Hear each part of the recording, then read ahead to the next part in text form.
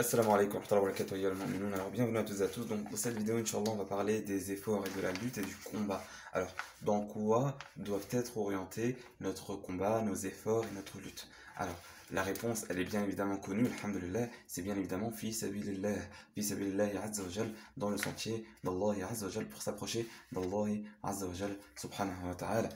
Et ça, subhanahu wa ta'ala, on a des appels au djihad, dans le Coran Karim, et cette lutte-là, le djihad, ce juhud, fi sabilillah, ce que je voulais dire ici, c'est qu'il peut se faire, certes avec nos personnes, mais aussi, où il se fait avec nos personnes, et avec nos biens, et avec nos langues, et c'est ce que je voulais dire ici à mes frères et à mes sœurs en islam, ou même plus globalement, payez votre argent. Donc on va parler premièrement des biens. Payez votre argent dans ce qui plaît à Allah subhanahu wa ta'ala. Ne payez pas votre argent pour, par exemple, des entreprises qui financent l'oppression, la colonisation injuste, voire les crimes. Subhanahu wa ta'ala. Al-Rasul sallallahu alayhi wa sallam a dit dans un hadith que l'on retrouve chez l'imam Ahmed et chez Abu Daoud et chez aussi Nasa'i avec une légère différence, rahimahumullah, il a dit Jahidul mushrikina bi amwalikum wa anfusikum wa alsinatikum. Faites le djihad aux mushrikin avec vos biens, avec vos personnes et avec vos langues. Donc, pour les langues, pour les biens, premièrement, payez là où c'est bien. Ne payez que dans le bon, Inch'Allah, subhanahu wa ta'ala. Et ne payez pas à des entreprises qui vont financer le mal et le kufr, et qui vont financer vraiment l'attaque des croyances, subhanahu wa ta'ala. Faites attention, subhanahu wa ta'ala, vous avez un pouvoir avec vos biens, dépensez vos biens là où c'est agréé par Allah Azza wa Jal. Et que dire alors aussi du tabdir, du gaspillage? Ne dépensez pas vos biens dans le gaspillage. Les gaspilleurs sont les frères des diables. La ilaha illallah. La ilaha illallah. Pourquoi dépenser vos biens là? Subhanallah. La hawla wa la quwwata illa billah. Dépensez vos biens là où c'est agréé par Allah Azza wa Jal et rapprochez-vous d'Allah subhanahu wa ta'ala et faites le djihad avec vos biens pour Allah Azza wa Jal. Aussi, je voulais parler du djihad avec la langue, et ça c'est atteignable pour un grand nombre d'entre nous, notamment dans l'éducation, dans nos familles, dans notre entourage, dans peut-être nos quartiers, nos mosquées, etc., alhamdoulilah, mais aussi à l'heure actuelle, avec les réseaux sociaux, avec les technologies de l'information et de la communication, où il y a une ouverture du dialogue, et parfois à face cachée, alors dites et écrivez ce qui est du domaine du bien, de la vérité, du juste, de la bienfaisance. Écrivez et faites ce djihad-là, parce que ces paroles de vérité, ces paroles de khir, ces paroles de générosité, cet amour du bien pour les gens, cet enseignement de ce qui va leur être utile pour leur donner à leur akhira, et ben ça atteint les mouchriquines dans leur tête, si on peut dire ça ainsi, ou ça enrage des gens qui supportent le mal, qui supportent le kufr, qui supportent al-nifaq. Alors, faites ce djihad avec vos langues et avec la hawla wa la quwwata illa billah, vos mains, dans vos écrits, dans vos partages. La ilaha illallah wa la hawla wa la quwwata illa billah. Partagez ce qui est agréé par Allah Azza wa Jalla. Aussi, regardez, ne soyez pas lâches et ne faites pas l'inverse, parce que il y a des ennemis qui se disent aussi musulmans, comme Allah subhanahu wa ta'ala dit sur les munafiqin, humul aduw fahdharhum qatalahum Allah anna yufakun, ce sont eux les ennemis, sur les munafiqun, les munafiqun, et ce que je voulais dire, la ilaha illallah Muhammad Rasulullah sallallahu alayhi wa sallam, c'est que ne soyez pas lâches, ne soyez pas lâches et n'attaquez pas les croyances, comme ce que font certains, subhanahu wa ta'ala, n'attaquez pas les musulmans, bon, mais ne soyez pas lâches. Ainsi, Rasul sallallahu alayhi wa sallam a dit, ce hadith qu'on retrouve chez l'imam Tabarani, rahimahullah, est considéré comme authentique. Comme authentique, je me rappelle pas si. Bon, je suis pas sûr que ce soit chez Tabarani. Normalement, c'est chez Tabarani, à ce que je me rappelle. Mais en tout cas, ce hadith est considéré comme authentique. Ou proche de cela. Man mata wa lam yarzu. Aw lam yuhaddith nafsahu. Aw lam yuhaddith bihi nafsahu. Famata ala shurbatin min nifaq. Ala shurbatin min nifaq. Ou proche de cela. Celui qui meurt sans avoir combattu, ni avoir pensé au combat, alors, alors il meurt avec une branche de l'hypocrisie du nifaq, avec du nifaq. Subhanallah wa bihamdi. Naam, naam, naam. Subhanallah. Et est-ce que c'est atteindre des innocents, détruire les biens des gens, etc., injustement? Non. Au contraire, le djihad, c'est protéger les innocents, protéger les gens, c'est protéger le droit des gens. Ce n'est pas les exclure. Non, c'est protéger justement les innocents, protéger leurs droits, protéger le bien. Protéger le bien, combattre pour le bien. Préserver le sang d'innocents. C'est ça le djihad. Et ça, bon, je vais l'évoquer aussi. Le summum des valeurs modernes humaines, des valeurs humaines modernes que l'on a actuellement dans les sociétés, ben, ça vient de l'islam, ou c'est de l'islam. Par exemple, le non-racisme, le fait, l'égalité devant le droit. Qu'est-ce que disait Mohammed sallallahu alayhi wa sallam? Il couperait la main de Fatima à sa propre fille si elle était amenée à voler et que le had devait être sur elle et que la punition devait être sur elle. L'égalité devant le droit, la hawla wa la quwwata illa billah, la bienveillance, l'empathie, tout le summum des valeurs humaines modernes, même le vivre ensemble, dans le sens où la possibilité d'avoir sa religion. Bon, on va pas contraindre. Certes, on va pas contraindre à la religion. Non, on ne contraint pas à la religion, on ne force pas dans la religion. Toutes les grandes valeurs humaines modernes, je parle moderne, le summum des sociétés, c'est dans l'islam. La ilaha illallah. La hawla wa la quwwata illa billah. Donc, il y a aussi, ce que je voulais dire, c'est que al-jihad, c'est aussi, al-qital fi sabilillah, c'est élever la parole d'Allah Azza wa Jal, élever la parole d'Allah Azza wa Jal, comme on trouve dans le hadith chez Sahih al-Bukhari, que je vais lire, Inch'Allah, et aussi chez Sahih Muslim, où, جاء رجل إلى النبي صلى الله عليه وسلم فقال يا رسول الله ما القتال في سبيل الله فإن أحدنا يقاتل غضبا ويقاتل حمية فرفع إليه رأسه صلى الله عليه وسلم قال وما رفع إليه رأسه إلا أنه كان قائما ف فقال من قاتل لتكون كلمة الله هي العليا فهو في سبيل الله عز وجل. Proche de cela. Celui qui va combattre pour que la parole d'Allah Azza wa Jal soit la plus haute, celui-là il aura combattu fi sabilillah. Quand un homme lui a demandé au prophète sallallahu alayhi wa sallam qu'est-ce que le combat fi sabilillah, car il y a d'entre nous parmi qui peut combattre ou qui combat par colère, par ghadab, d'autres qui combattent par hamiyya, peut-être par esprit partisan. Et voilà, il le dit, celui qui combat dans un sens approché, celui qui combat pour que la parole d'Allah soit la plus haute, alors celui-là est fi sabilillah azza wa jal. Ainsi, la parole d'Allah azza wa jal, c'est quoi? C'est la vérité, le bien entre les gens, le bien, le bien, c'est pas le shirk, c'est pas l'associationnisme, c'est pas le mensonge, c'est pas la trahison, c'est pas le vol, c'est pas les raquettes, c'est pas etc. Au contraire, la charia, parce que là c'est actuellement, bon, je conseille pas d'écouter des mouchriquines comme Eric Zemmour, etc. Mais c'est un peu vogue là en ce moment, je regarde pas trop ça. Et arrête dans les mouchriquines, détourne-toi. Mais la charia, c'est vraiment en faveur du bien. C'est vraiment en faveur du bien.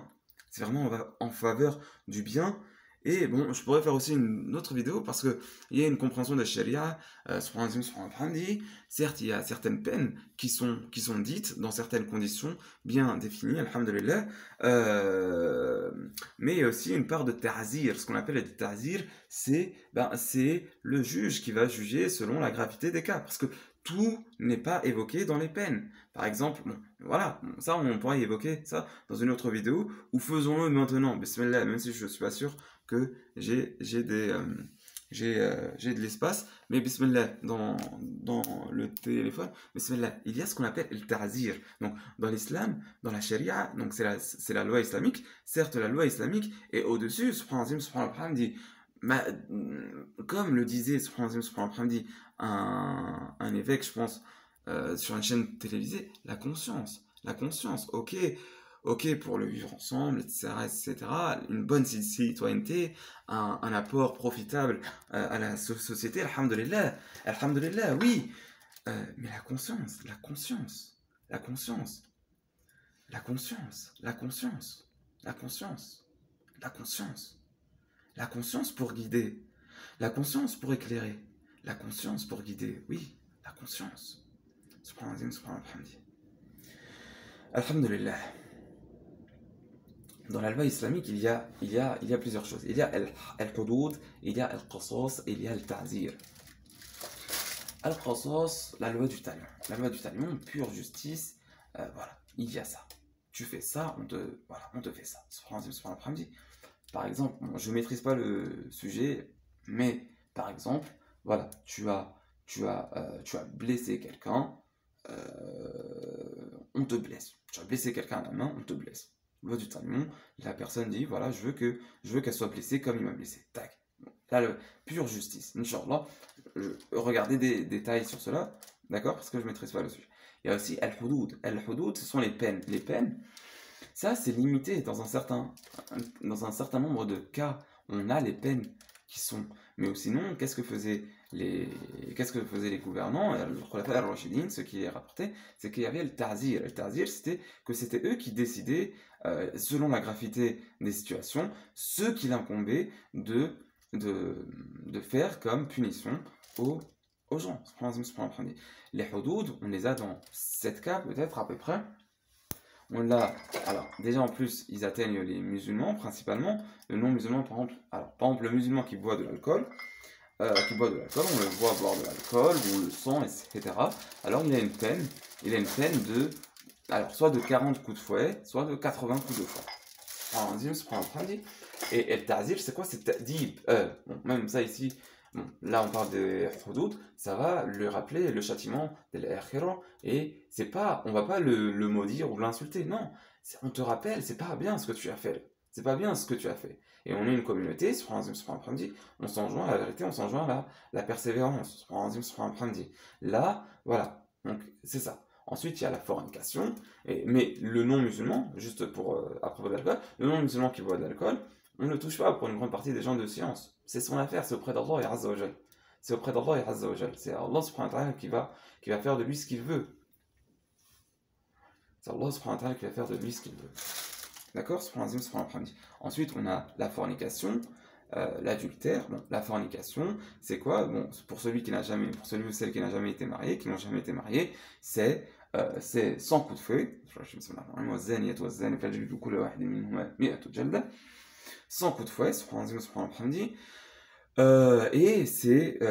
et on va exclure l'homme, et il y a une différence au propos de la femme. Certains disent oui avec son mahram, etc. Ou non, on ne sait pas. Bon, et on l'exclut de la cité ou de l'endroit où il vit pendant un an. Ça, c'est pour celui qui n'a jamais été marié.